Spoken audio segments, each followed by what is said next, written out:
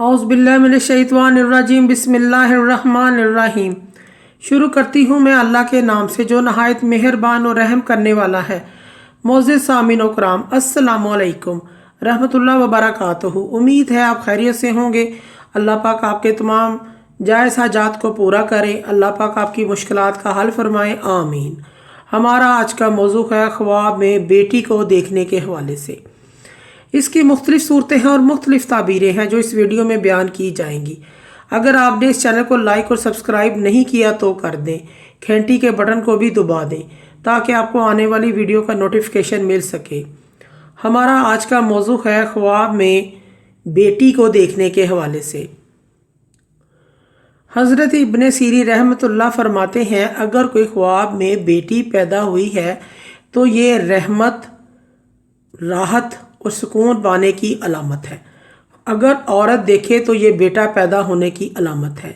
अल्लाह पाक इसको नाजीना औलाद अता फरमाएंगे, नारीना औलाद भी अता फरमाएंगे।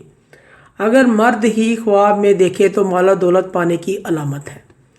ख्वाब में बच्ची देखना और पैदा होने की ताबीर ये भी है कि अगर औरत देखे तो अल्लाह पाक इस बच्ची की खूबसूरती के मुताबिक मालो दौलत नेमत नवाजेंगे।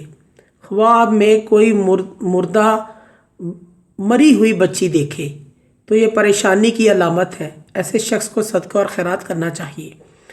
हज़रत इब्राहिम करमानी रहमतुल्लाह फरमाते हैं, अगर कोई शख्स ख्वाब में देखे कि इसके यहाँ बदसूरत बच्ची पैदा हुई है तो ये परेशानी की अलामत है।